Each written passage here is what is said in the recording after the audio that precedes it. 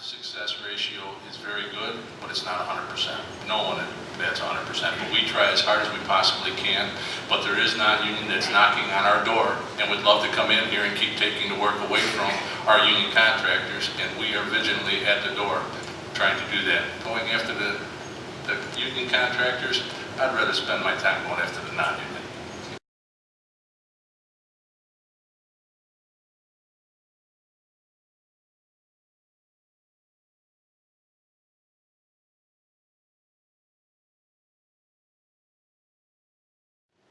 Let's turn to a second for stories that you have, and I'd like you to give one on each side, a successful story and one that is one of not so successful in terms of your company, Garrett, dealing with unions. Okay, a successful story. Our partnership with both of our unions, and particularly let's talk about Local 150, we've had a lot of success with training technicians, working together as a partner to make sure that we do have the best-in-class technicians and the best in class compared to other states around. So I would say that that's a huge strength in working with Local 150. They help us create new ideas of where we can be taking our technician force and working towards. A story that was not so successful, again, I mentioned earlier that I just came from a meeting where I lost $9 million in parts. And I lost that to a neighboring dealer whose cost to do business was significantly less than mine. And they were able to come in and take those jobs away from us. So there's times that we work really, really well with the unions, and there's other times that I think we need to all focus on the jobs. What can we do together to make sure that we get those jobs back to the state of Illinois? Chuck? We've had many successes over many years. In fact, we started back in 1986 with a new administration. Bill Dugan took over, and we decided that we wanted to partner up with management and work in this together. And we went from a little bit over 8,600 members, and we're just short of 24,000 members now.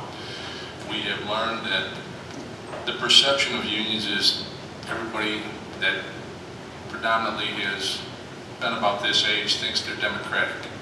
We're not. I'm a Republican. I've been a Republican all my life. I've been a Republican precinct committeeman. We have done things for the Republican Party and trying to move things along. We just got called as recently as 6 weeks ago to try to help out with the extension of 45 going through Millburn by Diane O'Kelly, which is the head of transportation up there. We put together in a matter of moments and came in and addressed the committee, and I'm proud to tell you that they voted on, and it'll be breaking ground this spring. And all of them are successes. There are no problems, there's just solutions. I'm just waiting for a few more to come up. Okay. I'm not trying to foster division here, but I do think we ought to embrace reality. There are problems out there between labor and management, and there are a plethora of suits that have been filed by the unions right now against management, enforcing work rules, etc., trying to get guys out of the hall, back on the job, and so on and so forth. Do you have any of those stories, Chuck? Oh, absolutely. And more so for the non-union rather than just going after the union. If we provide a fair economic base by having every contractor that comes in unionized, then the competitiveness is an equal playing field. Our success ratio is very good, but it's not 100%. No one bets 100%, but we try as hard as we possibly can. But there is non-union that's knocking on our door and would love to come in here and keep taking the work away from our union contractors, and we are vigilantly at the door trying to do that. Going after the union contractors, I'd rather spend my time going after the non-union.